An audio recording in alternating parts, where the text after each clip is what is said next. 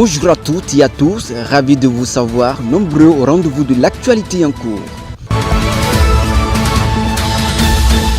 La convention de concession de 13 médias a été signée avec la haute autorité de l'audiovisuel et de la communication ce mercredi 2 avril 2025. Il s'agit de la radio Adjawere FM, FM Biogera, Blue Diamond TV, Idadou FM, La Voix de la Lama, Le Paraquois, Matin Libre, Radio Maranatha, Radio Communautaire Solidarité FM, Radio Mono FM, La Voix des Rossignols FM Tonignon, Nato FM et Nandé Wassa FM. Lors de la cérémonie consacrant officiellement ces organes de presse, le président Edouard Loko a prévenu les organes qui fonctionnent dans l'illégalité des mesures de suspension à leur égard.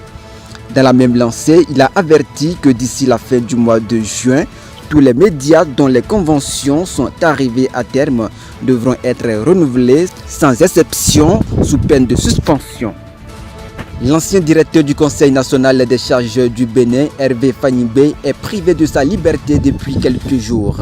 Il lui est reproché sa disparition après une transaction financière de 200 millions reçue de l'un de ses amis. Il a été interpellé et gardé à vue à la brigade économique et financière. 4 autres personnes seraient impliquées dans cette affaire. L'ancien DG, un féticheur et 2 cadres de la banque sont déjà déférés. La 5e activement recherchée. Suite à la découverte de squelettes d'enfants au CNHU du Berkoutoumanga, 3 suspects en prison, 2 agents conventionnés du centre travaillant à la morgue, le chauffeur du corbillard de la morgue et un charlatan, tous impliqués dans l'affaire Séjourne à la maison d'arrêt de Cotonou, présenté au procureur spécial de la Criette le lundi 31 mars 2025. Des mandats de dépôt ont été émis à leur encontre.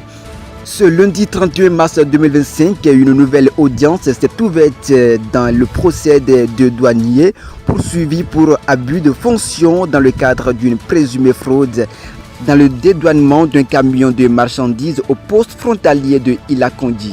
À l'issue des débats, le ministre public, représenté par le premier substitut du procureur spécial, dans sa réquisition, a déclaré que les faits reprochés aux prévenus ne sont pas prouvés au regard des débats menés devant la Cour. Le parquet spécial a requis le relax au bénéfice du doute. Le délibéré du dossier a été renvoyé au lundi 14 avril 2025. Le chef de l'État burkinabé a signé un décret le 24 mars 2025 portant amnistie et conditions d'octroi de la grâce amnistie à 21 militaires condamnés pour leur rôle dans la tentative de coup d'État de septembre 2015 contre les autorités de la transition. Selon le décret, la grâce amnistiante s'étend également aux sanctions disciplinaires infligées ou encourues pour les faits visés. Mais leur réintégration dans l'armée ne peut jamais donner lieu à une reconstitution de carrière ni à l'indemnité.